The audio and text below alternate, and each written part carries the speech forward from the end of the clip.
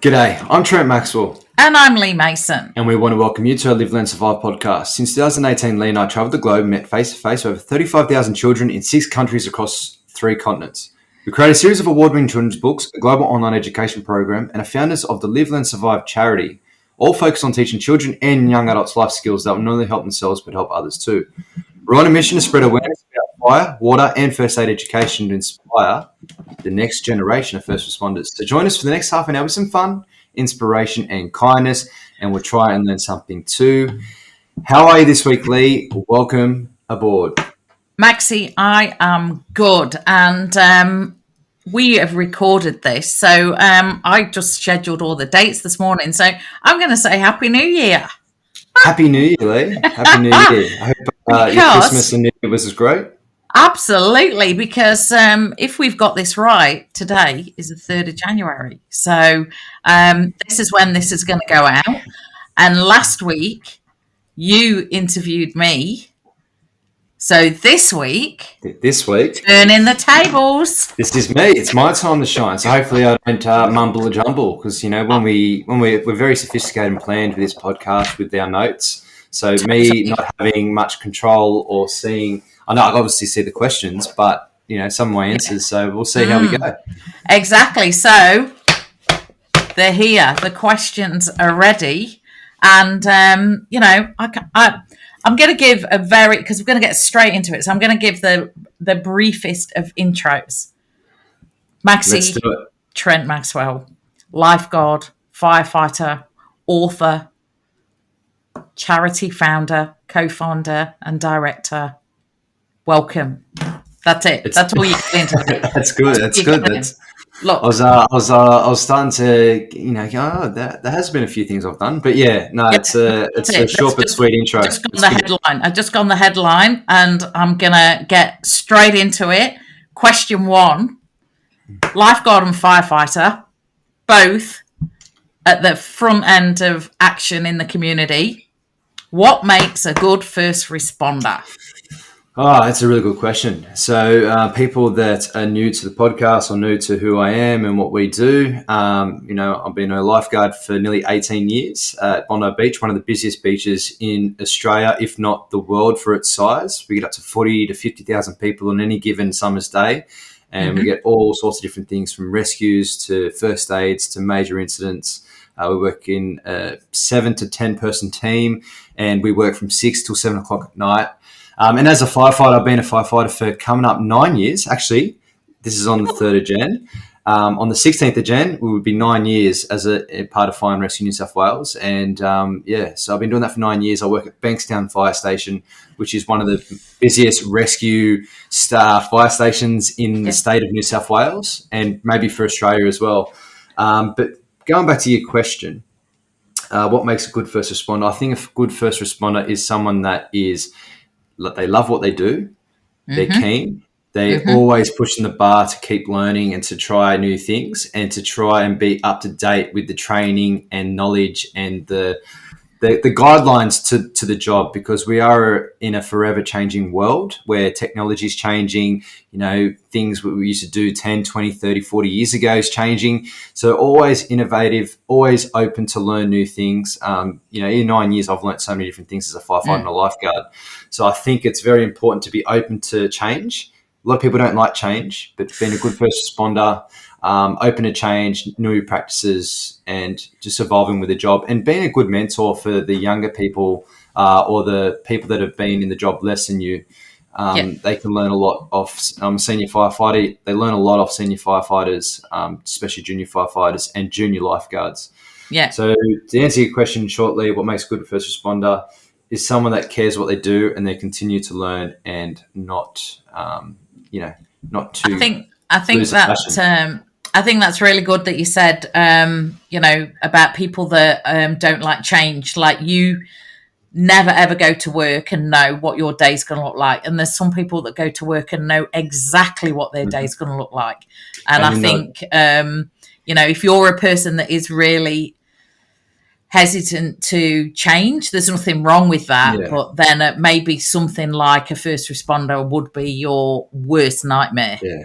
Well, when it comes to rescue as well, we're always taught, you know, plan A doesn't work, go to plan B. Plan B doesn't Yeah. work, plan C. So you always need to have maybe 6 or 7 deep things Yeah. ready to go Yeah. if things don't go your way. And unfortunately, in the jobs that I do as a lifeguard and firefighter, could be the best day ever. You could be, it's everything planned, everything to a T, and then a job or a call or something will throw you out, and you Yeah. need to adapt to that change. Yeah. Excellent. Good. Definitely good answer there, Maxi. So, everyone, like you're often asked a lot of questions. So this is me talking to you now, and a lot of people, you get asked the standard questions when you're asked on a podcast. So I've tried to put some different angles on some of the questions. So, memorable experience and challenges. What are some of the most challenging circumstances that you've had as your time lifeguarding? So what are the circumstances that find most challenging in the job?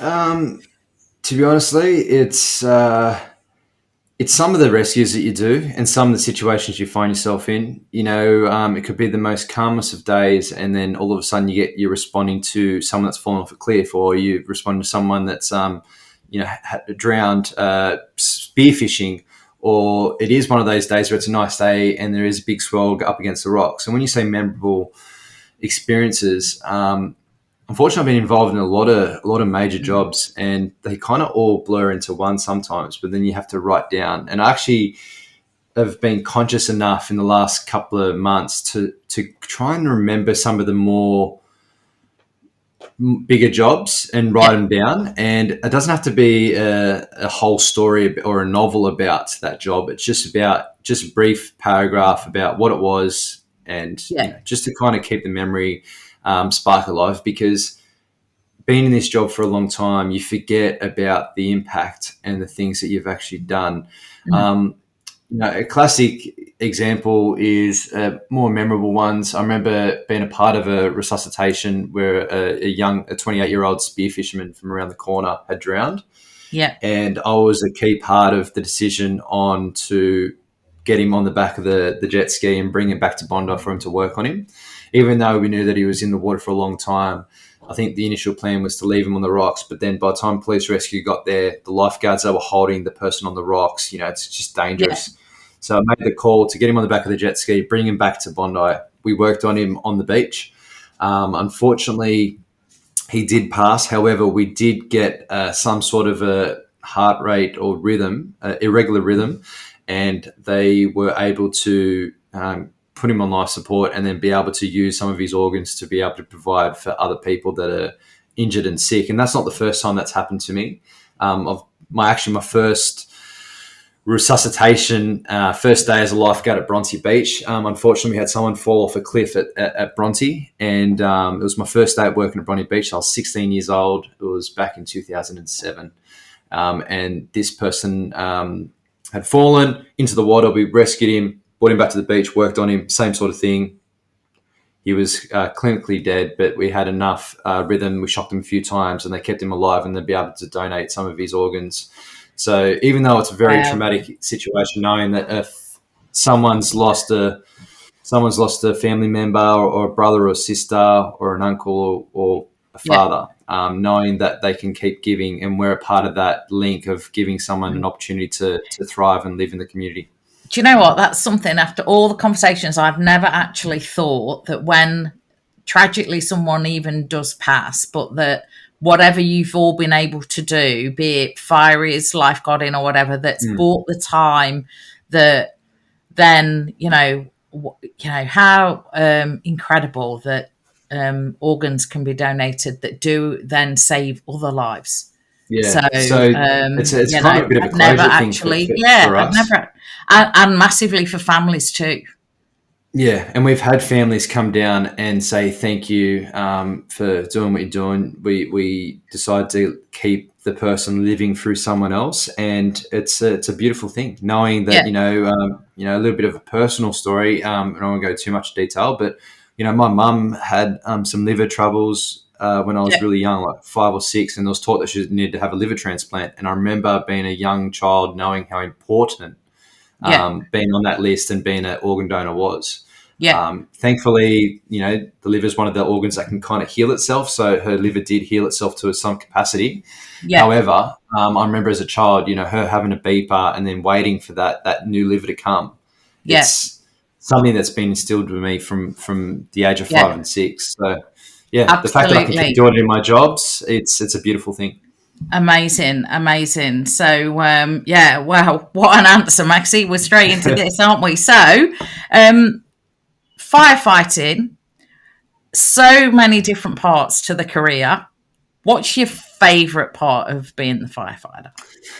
I think my favourite part of being a firefighter is working in a team. I know it's a very cliche answer that probably a lot of people do answer across the world that do podcasts about firefighting and lifeguarding, but I think working in a team is so important. I've been very thankful and fortunate that the crews that I've been a part of, the last 3 stations that I've been at, I've kept in touch with every day. It's I think the team environment, surround yourself with like-minded people that are keen to do the same thing and grow. I'm very fortunate at working at Bankstown. I work with literally 2, 3, or 3 of my best mates, which is very, a lot of people work in jobs where they work with friends and family members and so on. But within the firefighters, it's pretty unique that we're all together, if that makes sense. And you know what? You do go out and like literally your lives do depend on each other. You have to have that trust in that team because it's not like, it is the kind of job that your lives do depend on each other. 100%. And I think that's one of the more positive things within the job. And I know that things will change. One of the firefighters going for promotion. Other firefighters are looking at other things. Nothing lasts forever. I know it sounds it's a scary thing to think and understand, but everything in life doesn't last forever. So just enjoy the moment, enjoy and reflect a lot on the things that you have done and what you continue to do. And I think one of the best parts is obviously working in the team and with your mates. But at the same time, I think just being a part of the community, knowing you're doing good stuff for the community, you have your good and bad days, and just the thought that the thing that gets me fired up is knowing that any given moment when you're on shift or in uniform or in the big red truck, that something could happen and you can be that link between that person surviving or that person's house being saved or that pet getting rescued in a tree again, cats and trees. It's just a really good thing. You're doing a good thing for the community. So that's definitely a big plus for the job as a firefighter. Excellent, Maxi. So you just said a bit of stress with the work, lifeguarding and firefighting, different stresses. How do you deal with the stress of those jobs? Good answer. So for a long time and ever since we've known each other, I've always kept busy with doing things, working the 3 jobs. And when I say the 3rd job is being a director of the charity and what we do with Live, Learn, Survive. I'm always trying to keep my mind busy, not trying to escape things, but I'm always trying to keep it busy because sometimes if you have ADD like I do, you need to, when you have downtime, you overthink. And I'm sure everyone has a lot of these issues where you overthink and you start to fall into bad habits and stuff like that. So I always constantly try to push myself in different ways. And more so this year, and Leigh, is I've been training a lot more. I used to train a lot, but now I try and train most days. And if I train most days, for me, it's a bit of a reset. And it's a way for me to exert energy and keep my mind, free of all the fuzziness. And, I'm very lucky. I train at a gym just down the road from where I live. And the schedule works within my lifestyle as a firefighter and a lifeguard and doing the Live, Learn, Survive stuff. So I'm very grateful that I have that to kind of it's taken me a number of years to be able to do that. But I think one of the things that helps me deal with stress is going to do the 45-minute to 50-minute 100%. Like, you and running is just like, breathing, it's just like, as long as I've ever known you, it's like when we've been traveling and we've been over, 2 or 3 days and you've not had a run, when we've been like, and I would go, and even up here, even coming up here to, visit me in the office, and I'll say to you, bring some old runners, leave some runners, just, it is, and for anybody that doesn't do, you don't have to be a runner, but just go for a walk. Get out in nature, walk or in the gym. Look at a few trees, literally just get in a bit of fresh air and things, massively important. Just have good habits again, even little things like making yourself a nice healthy smoothie in the morning for breakfast, or doing 10 minutes of meditation. These things that I try and do and practice each day, and it works for me. Yeah, exactly. So would you recommend your careers? Would you recommend it to others that they pursue it as a career path? Yeah, definitely. But just remember the places where I work, it is high pace. It's, you're going to be dealing with some stressful and some sad and interesting situations. So my advice to anyone that wants to follow these footsteps is it's something that doesn't happen overnight. You need to want it. You need to willing to put the work in, and you are willing to keep learning. To learn, to be keen, be persistent, understand that there's some good and bad days within the job. And the beauty of lifeguarding and firefighting is, no matter who you are, if you put in the skills and the knowledge and the effort, they'll repay tenfold, and you'll be able to be a key part of the community as a lifeguard and a firefighter. Yeah, absolutely. And is that because that skirts right nicely into the next question? Is that the advice that you would give to like new people, like newbies, like literally starting out in those roles? Is that the advice that you would give to them? Yeah, that would be. And it doesn't matter if you're male or female. Everyone has their strengths and weaknesses. And I've worked with numerous different people over the years as a lifeguard and a firefighter from all different backgrounds, all different ages, male, female. And one thing in common that I noticed that we all have is that keenness to be able to do good for the community and to be able to, to learn. You need to continue learning. If the day you walk out of college or walk out of your lifeguard exam and go, yeah, I know everything. This is it. Feet up. It doesn't work like that. And you're going to get left behind, unfortunately. And then, when you get left behind, sometimes it could be a situation where people get overwhelmed and get a bit bitter and they get a bit upset. But you need to constantly move with the times. You need to be persistent and keen and continue learning. I know I keep pushing on the learning, but every day's a school day. We say it, live, learn, survive every day. And it's the same in business. Learning. It's in the same in anything. The day that you think you know everything, it's literally game over. Yeah. It is literally, you literally don't. And I guarantee as well, you think you've seen it all, and there'll be something that tops it, or something that will be very similar to what you've done before, but you've learnt from your mistakes, or you've learnt from how you felt, and you do the job either differently, or you won't put yourself in a situation that you have in the past. So I'm a big believer in making mistakes to an extent, obviously safely, of course. You don't want people to do too many risks to themselves and others, but if you make a mistake by using the wrong tool or using the wrong piece of equipment to rescue someone, you still do the rescue. It might be option C and D for the plan, but for next time that C and D it doesn't really work, so you might work on A and B.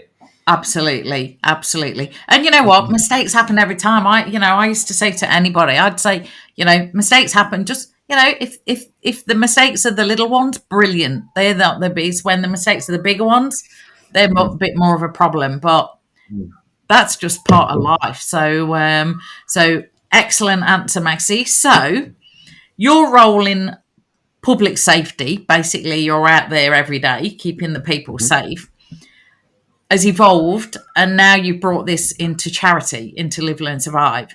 So, what has been the biggest lesson for you moving from doing your job as public safety, but then having like that kind of role into a charity? What's been the biggest challenge of that?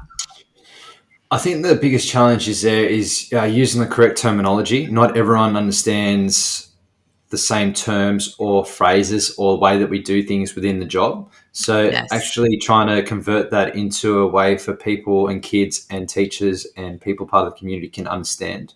by making it either more easy to understand. And I always like to use the example of Neil deGrasse Tyson and Brian Cox, who are, I love my astrology and all that sort of stuff when it comes to astrophysics. And they're the sort of guys, when I'm always trying to learn more about the universe and stuff like that, they're the sort of guys that I lean to because they explain things simpler. Yeah. So I like to use that as an example where you need to, that the whole thing from being a firefighter lifeguard to bring it into public safety is to make sure that people leave those rooms or those classrooms knowing something that they thought that they knew or didn't know, and they can use it in everyday life to be able to survive their worst day.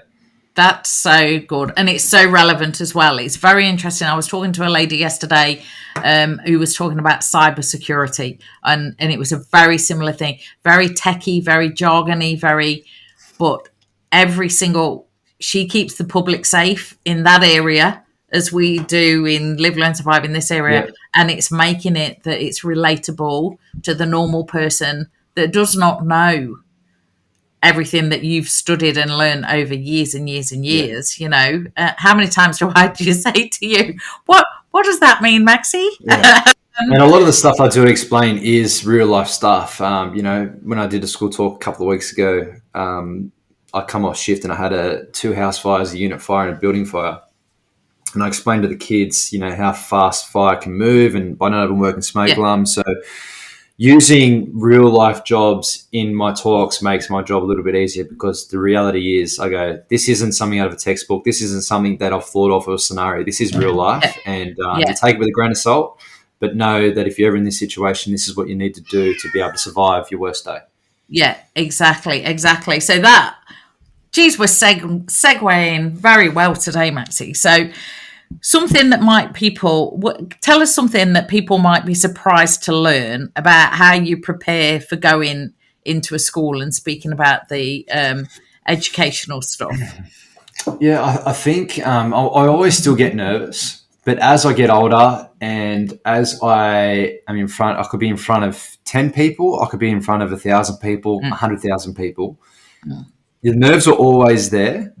But when you know, or what you believe in knowing is going to benefit the people in that room, and you talk from experience, that confidence comes by knowing your stuff and being in those situations. And you can really, people know when you're talking crap, and people know if you're just trying to bumble in the way. But I might not be the most perfect speaker, but I guarantee when I start talking about a story or something where I know my stuff, I might not explain it as well as probably I'm thinking or I'm speaking. I keep maybe get my words mixed up. However, I do know that there'll be people in that room going, wow, at the edge of their seat, listening to the story and trying to learn from that. And I think that's something that people don't realize is I'm a big on energy within the room as well. So if there's a couple of kids being a bit disruptive, or there's a couple of kids up the back talking amongst themselves, I try and get them involved some way and somehow.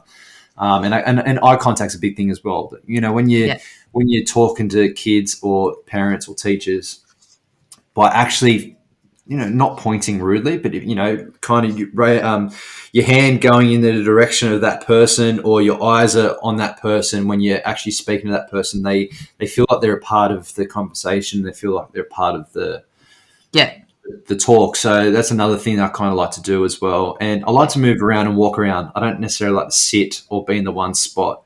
Yeah. So I hope that answers your question. Where no, 100%.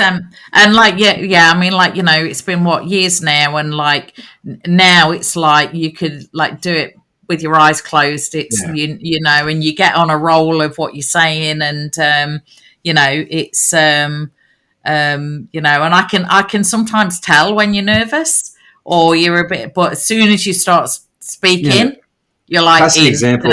I'm always nervous for things I haven't done before. Yeah. But, that MC thing I did for the Novotel and a call a couple of weeks ago, that, I was nervous for that because I knew there was a new set of people. There was people that probably didn't give a stuff about lifeguarding or firefighting or Maxi, who Maxi is, or what Live, Learn, Survive is. I was in a completely different gig, and I was just nervous on how they perceived. But to be honest, within the first minute of speaking and just being confident with my notes that I created, the ice was broken and people Yeah. were really receptive and wanted to learn more about Yeah. my journey. And Yeah. it's a beautiful thing, because once Yeah. you start throwing some real life scenarios and real life stories, people can either relate to them or Yeah. they can kind of ask a bit more about it to be able to make sure that they're not a part of, you know, some of the jobs that I've been to.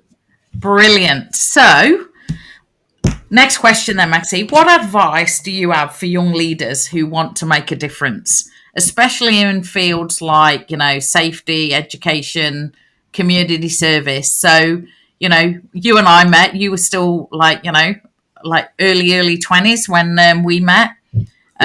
What advice would you give to people in that situation? I think the big thing is be a really good listener, and there's people that have been in those shoes in front of you or before you. So if you have a chance to be able to be mentored by someone that's in those roles or in those rooms, listen to what they have to say, watch what they do. And I always like to use this technique is when you're with people that are more mature and more around time for a long, so they've been around for a long time. There's a lot of pros and cons to that, and you try and take a lot of the good traits and the positive traits and all that stuff and all the necessarily not negative or bad stuff, but you kind of drop that off and you create your own path as a leader. Yeah.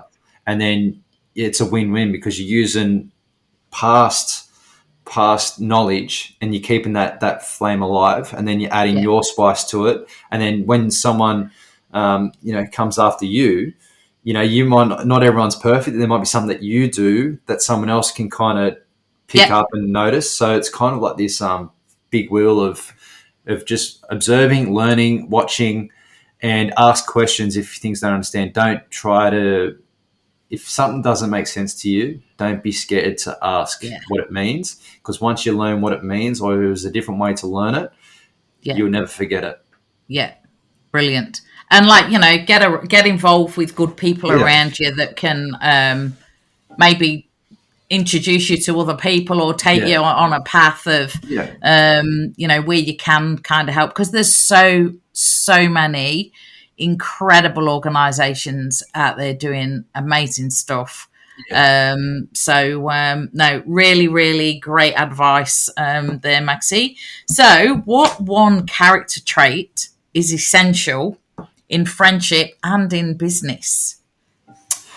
I think, again, probably the same as relationships and stuff like that as well, is communication. I think so many times, when you're face to face with someone, people can read your mannerisms, people can read your face. Sometimes, if a text message or a phone call, it might be perceived in a different way. So I think for friendships and for partners and so on, I think communication is key.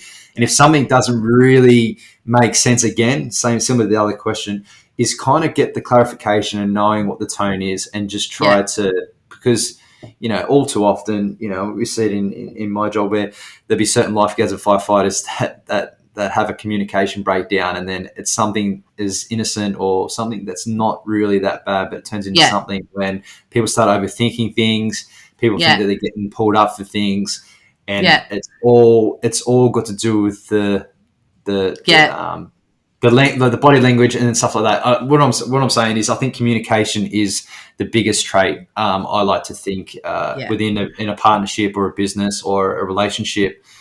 Just communication and trying to sort it out, not so much there and then, but just try to, we call it in the fire, we call it straight talk. Like if there's something that's not quite right, and 9 times out of 10, if it's not right, the gut, as we always say, Leigh, your gut feel, your mind, or your head and your gut are kind of the same thing. Absolutely. Just ask those questions subtle and just try and get a bit more clarity, and then you'll be able to sort it out there and then. I think it's when you let things fester and that can get dangerous and blow up. Yeah, absolutely. And half of the times it's like you say, it's the overthinking, it's the reading between the lines, it's the comma that wasn't there, it was the spell check that picked something up wrong. It can be even more so now. Things. Yes. Totally. Like using some people that used AI for different things and stuff like that, and something might come across a little bit more robot-y or something that's not really your personality, and you kind of like, is this, what I'm saying is a good trait is to have good communication. Communication. Excellent. So let's talk a little bit about Live, Learn, Survive now. What do you think sets Live, Learn, Survive apart from other educational initiatives that are doing a similar kind of thing? Well, to answer your question, Leigh, I'm just going to rip the Band-Aid straight off. There's not really many other things out there that are doing what we do. When I talk about Live, Learn, Survive, we're an umbrella of fire safety, water safety, first aid, and some resilience. And the way that we've worked over the last over 10 years is different to everywhere I've seen thus far. Yeah. Doesn't say that someone can't come through and start doing the stuff, but I think I'm a big believer in, it's when I say a slow burn, you kind of got to find your way as it goes, and it evolves into this amazing big thing. And 35,000 plus people we've spoken to since we started Live, Learn, Survive. We've traveled across the world. 5 children's books. We've got our programs that are constantly evolving. We've got the online stuff that we do. We've got the podcast that's over 200 plus episodes. I think it's something that doesn't happen overnight, and I believe that something that you are passionate about, you're in it for the long haul. Yeah. And within Live, Learn, Survive, it's something that's it's a part of us now. It's not something that's just a phase. It's something that's got to evolve as we get older. It's got to evolve as a legacy and something that we've given back to the community and could always reflect on. And we know hand on heart that what we have done for the community and people in the remote communities, people in the places where they haven't got a voice or they haven't got an opportunity to learn, we know that we get those letters, those emails, those messages on social media. We know that we're doing a good thing. And, people that are doing other things within the community, hats off to them. But I think Live, Learn, Survive is different to others because we try and cover all bases. And me being a lifeguard and a firefighter is a little bit of an added spice to the mix of knowing the education side of things is what we talk about, is real life. And, it's something that we're both very passionate about. Yeah, absolutely. And I think, it's the, it's like, not just one thing, it's sort of like everything. And I'm a big believer in, it's not just, it's how we communicate with people. Every time they come into contact with something that's around Live, Learn, Survive, we work really, really hard to make sure it's a positive experience. And that in itself is something to be proud of without the lessons that may have been, learned and lives saved and all the rest of it. So, so is there a specific moment or story from the work with Live, Learn, Survive? Everyone always asks you about your funniest thing on Bondi Rescue or things like that. Is there a moment or story from the work at Live, Learn, Survive that reminds you why it is so important and why we do it? Oh, there's hundreds, probably thousands of different things we've been told over the last 10 years. But sorry, the cat's going a bit crazy in the background. Nala has obviously got a very red hot answer to that question. Yes. Thank you, Nala. To be honest, Leigh, it's a bit of a difficult question to answer, but I'll try my best to answer it. I think some of the best situations have been when we've least expected we're going to meet someone, or someone's got to come up to us and say a thank you or do a really nice testimonial or something where we least expect it. It might be somewhere hard to travel to and we're like, what are we doing? For example, Tilba, great example, Central Queensland. We love being out Surat. It was awesome. It was a year in the making. We worked with the teams out there to make it happen. And, going out there, all worth the journey, but then going, okay, we're going to this place called Tilba. It's an hour out of Surat, dirt road. There's only 11 students. Not that is it worth. It's always worth it. But I'm saying, sometimes we kind of that's the difference with the Live, Learn, Survive, because with a lot of people, they look at the balance sheet and go, it's not worth it. 11 kids, it's not worth it. Yeah. 11 kids, and I think, this is some more of a recent story and we've spoken about it on the podcast before, but going to that school was an awesome morning. The kids loved it. I could have been in a school in eastern suburbs here in Sydney, or Yeah. a school up in Brisbane, or a school in Melbourne in that CBD. We're in this school, and that was 6-7 hours away from the coast, an hour away from the closest town, and even Surat as a town, there was only probably maybe a couple hundred people in there. But the moral of the story where I'm getting to is when we got back home, a couple of days later, we got a nice message from one of the people that knew one of the families out there. And out of the 11 kids, I think four of the kids, or 5 of the kids, a part of the 4 or 5 families, went and got working smoke alarms for their home. Just little things like that. I know it's not as probably as juicy as some of the stories or experiences people think, but I think the message is working smoke alarms do save lives, and those kids learn a thing, and they've taken back, and I'd love to know in 5, 10, 20, 30, 50 years time that they're always going to be safe with a working smoke alarm from our talk that we did for an hour. Because you bet your life it's not just you know what, Maxi, as well, it's not just the kid that went home and asked about checking the smoke alarms. That kid will become a homeowner, may become a teacher, may become a whatever in the community. They will never live in a house without a smoke alarm. They will always, because that lesson will stay with them their whole life. Imagine if they become a principal and then start telling their whole school that story. It'll have that ripple effect that of people that will never ever meet us. Well, we hear a lot from people that, get out of their comfort zone to reach out to us, and tell their story. Imagine people that don't have the voice, and people that don't are a bit nervous to reach out. We still don't know our impact of what we've had with our program. It's probably 20-fold, 50-fold of good stuff that we've done. But like obviously meeting kids and families and people along the way the last 10 plus years, I think there's a lot of great experiences and stuff that we've done with Live, Learn, Survive, and I look forward to continuing that journey into 2025. That'll have to be when we do the big book. We'll put all the stories in it, the stories of it. So we just said we're going to talk about this on the 3rd of January. So major milestone. If we could achieve one major milestone this year, 2025, what would you, Maxi, like it to be, and why? So both of us have been very fortunate to be in some rooms this year that are kind of pushing Live, Learn, Survive in the right direction, to be known across Australia and across the world.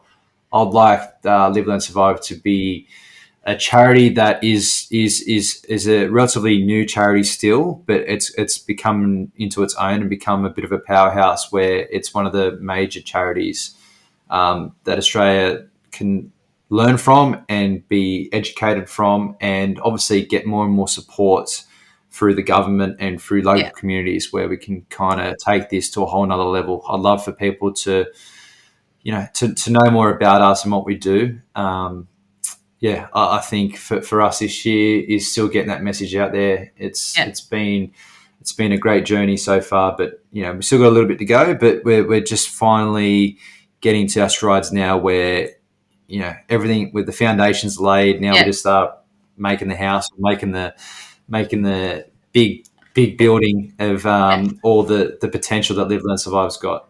And that's the thing, like, you don't know what you don't know. So when you know it, you've got more, then you can make different decisions and grow. So, it is always going to be a slow burn if you're going to do it right and have something that's got, is sustainable for the future. And if it's sustainable, 100%. Then more kids benefit, and then more kids benefit. Those kids will become grown-ups and then have kids of their own, and it all ripples along. Like we say, we're just the ones throwing the first stone in the pond. Everyone 100%. Else is catching the ripples. So, so you kind of just answered this question, like the long-term vision and how we see it evolving over the next 5 to 10 years. So we've kind of just covered that. So what I'm going to ask you is, on that journey, what keeps you motivated to keep doing it? I think what keeps me motivated is you have your good and bad days. Let's just start there, Leigh. We both Yeah. know we have our good and bad days. Oh, oh Honestly, yes, my there's friend. more good. There's more Always. good than Oh, bad, though. oh, always, There's more always. good than bad. Yeah, always. I think I shouldn't have answered this the start of that, but it's important to know that it's a hard job. It's something that we've chipped away with for a long time, and what keeps me motivated is knowing the impact that we've had done and what we Yeah, continue to do, and the potential. I think yeah, knowing the legacy and the potential, and something that you know there's a reason why not many people are doing what we're doing. It's because yeah, it's hard work, and it's yeah, something that you need to stick with, and you need to earn that respect from the communities and from people to know that yeah, we might not get it right the first time, 10th time, 20th time, but I guarantee on the 50th time we will, yeah, and we're not quitters. And I yeah, think that's a lesson in itself. It could be anything. You could be selling nuts and bolts for the last 10, 20 years, but I yeah, think tell you what, by the 50th time, you'll be good at selling nuts and yeah, bolts. And when I yeah, say, this is an analogy, but I mean, when you learn your craft and you learn your trade, you know what works, and we know we know our programs work. We know yeah, that the audience that we get for the podcast, we know yeah, that the books are well received.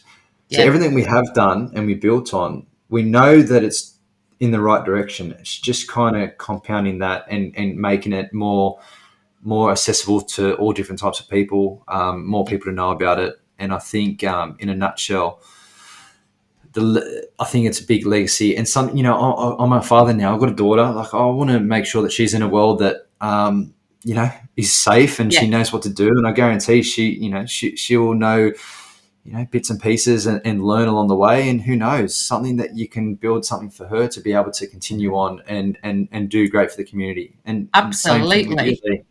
Yeah, There's people around us that can continue that fire and continue that growth, and I think yeah. that's something that's exciting.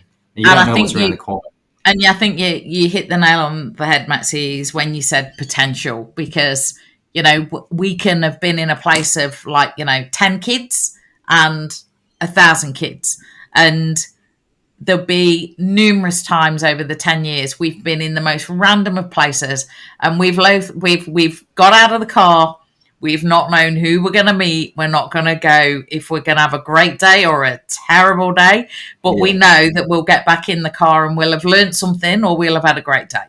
That's it. There's no 100%. whatever.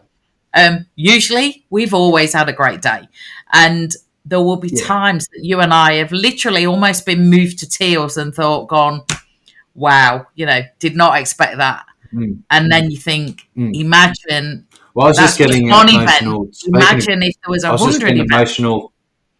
Well, I was getting emotional thinking about it's all about the giving back and the legacy and something. If you actually pulled all the videos and all the photos and put it on a big collage and all the things that we've done over the last 10, 12 years, there'll be a lot of people in this world that don't know what we've done. They'll No, be in awe of the random acts of kindness, yeah, the giving back.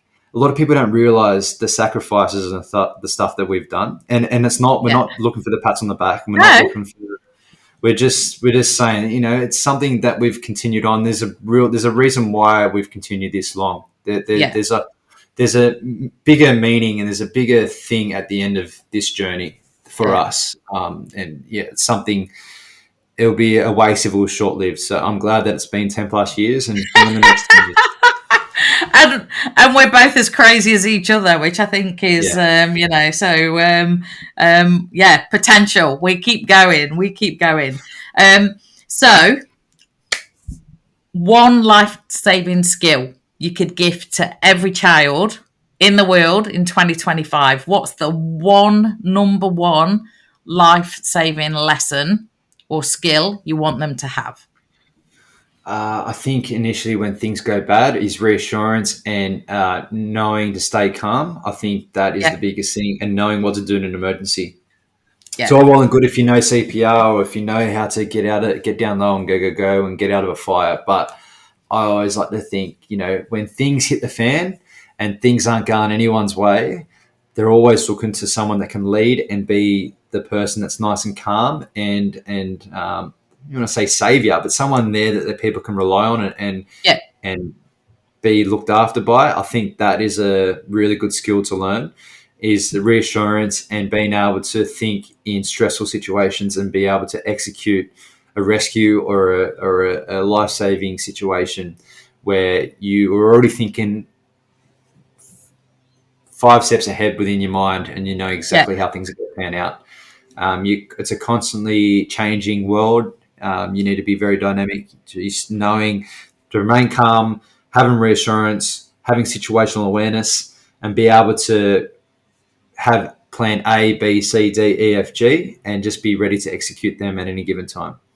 Yeah, and that's brilliant, Maxi, because interestingly, what you just said there, when things like, don't go to plan and they hit the fan, if you can be stayed calm and reassuring, people do look for leadership. So, we say with the little ones, creating little superheroes, we've got many teenagers, young people that are going into careers of first responding, or that's why they're attracted to Live, Learn, Survive, because of the work that you do. But then it's equally about, they are becoming the leaders in the community. It is about leadership. It is about, be it in business, be it even like, I'm not a first responder, but I'd like to think I can be a mentor for people, so it is about leadership. So by having that simple skill, you will be the person that people look to and, add value to your community. And what more can you want than that? That's amazing. Exactly right. Brilliant. Well answered that, Maxi. You started my brain going again. That's all going off. So, all right, last question then, Maxi. What legacy do you want to leave? I once said to you, you have a platform and a responsibility. You have to use it for good, and I'll help you. What legacy do you hope to leave, Trent Maxwell, for the next generation? I think just be a good person and willing to help anyone. Doesn't matter what their background is, who they are, what they look like. Yeah. Just a community or a world where you can help people and just be the best version of yourself. I think that, and I'm constantly working on that, trying to create good habits and be, now a good father, and a good co-director and a good firefighter and a good lifeguard. Like everything that I try and do, I try and be the best version of myself, and you're constantly learning. Yeah. I think the legacy wise is just continue being a good person, and where you can give back and surround yourself with people that are on your team and can help you reach your full potential in life. Absolutely. That is absolutely a lot. I don't think that, you're doing too bad considering, what you've already given back and what you've already, I've seen thousands of kids. I've seen thousands of families. We've traveled thousands of miles and seen how you have inspired people. And I meant every minute of it when I said you've got a platform and a responsibility. You really do need to use it, and you have. And I'm incredibly proud of you and what we've ultimately created. So, New Year, Maxi. And a big thanks to you, Leigh, for being a part of the journey as well. You saw a lot of the stuff that I didn't see early days of when I started out. So you've been a big part of that too. So thank you for seeing a bit of that light and helping me reach my full potential. So thank you. But no, Maxi, you know what? It's been a pleasure. And also, people probably won't realise we didn't just like meet on day one and go, right, let's do this thing and do this business. We actually got to know each other as friends, to work out we had the same values, we had the same vision, we actually had the same goal.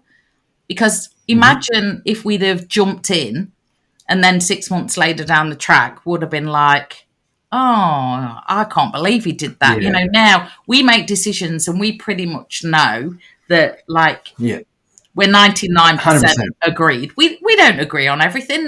No two people ever do in whatever It friendships comes that down to they're in. communication. We were saying before, and having that, and being able to reach out. There's we speak most days anyway, but it's just knowing where we're at, and it's a good thing knowing that you got people in your corner. So that goes to everyone Absolutely. listening.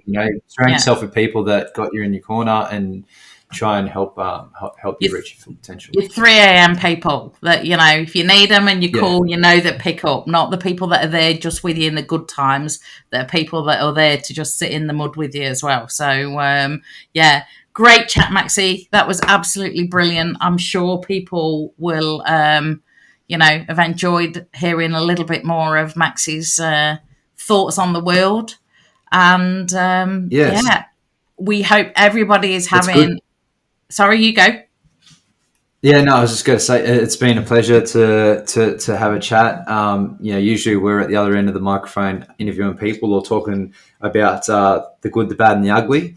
Yeah. But it's been a good chat, and hopefully it gives people a little bit of an insight about what Live, Learn, Survive is, what lifeguarding, firefighting is for me, and what our future holds for Live, Learn, Survive, and us as individuals. Absolutely. So we have a board meeting in 7 minutes.